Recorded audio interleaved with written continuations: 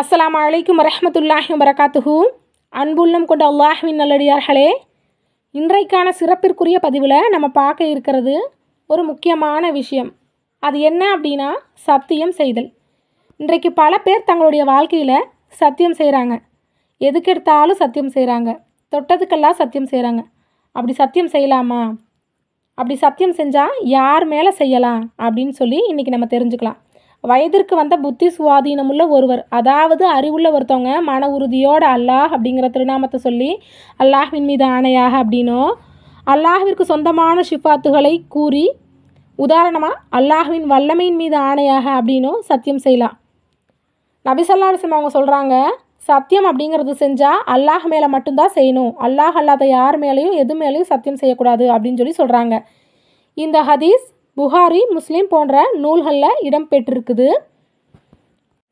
தேவையில்லாமல் சத்தியம் செய்யக்கூடாது. அப்படி முக்கியமாக சத்தியம் செய்யணும் அப்படின்னா அல்லாஹ் மேலே மட்டும்தான் மன உறுதியோட இறைவனுக்கு பயந்து அல்லாஹ் மேலே மட்டும் சத்தியம் செய்யணும்.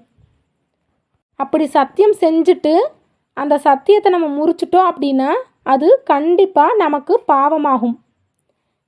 இப்போ நம்ம விளையாட்டுக்கு உறுதி இல்லாமல், மன உறுதி இல்லாமல் அல்லாஹ் தாலா மேலே சத்தியம் செய்கிறோம் அப்படின்னா, இல்லை சும்மா சத்தியம் அப்படின்னு செஞ்சோம் அப்படின்னா அது பாவம் இல்லை. ஆனால் அந்த சத்தியம் ஏற்றுக்கப்படாது. நம்ம அல்லாஹ் தாலா மேலே உறுதியோட அல்லாஹ் தாலாவை பயந்து உண்மையாக சத்தியம் செஞ்சோம் அப்படின்னா தான் சத்தியம் ஏற்றுக்கப்படும். அந்த சத்தியத்தை முறித்தோம் அப்படின்னா தான் நமக்கு பாவமாகும். இப்போது நம்ம சத்தியம் செஞ்சிட்டோம். சத்தியம் செஞ்சு அந்த சத்தியத்தை முறிச்சிட்டோம் அப்படின்னா நம்ம என்ன செய்யலாம் அப்படிங்கிறத தெரிஞ்சுக்கலாம்.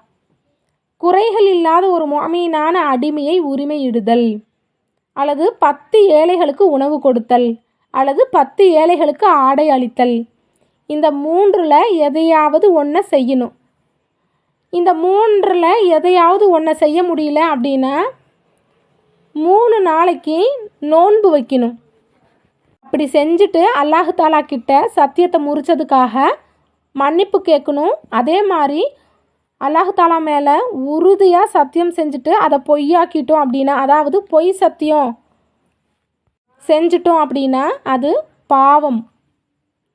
இப்போது நபிமார்கள் மேலே சத்தியம் செய்கிறாங்க, கஅபா மேலே சத்தியம் செய்கிறாங்க, குர்ஆன் மேலே சத்தியம் செய்கிறாங்க, தாய் தந்தை மேலே சத்தியம் செய்கிறாங்க, வலிமார்கள் மேலே சத்தியம் செய்கிறாங்க, தர்காக்கள் மேலே சத்தியம் செய்கிறாங்க.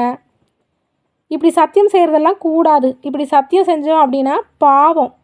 அந்த சத்தியம் ஏற்றுக்கொள்ளப்படவும் மாட்டாது.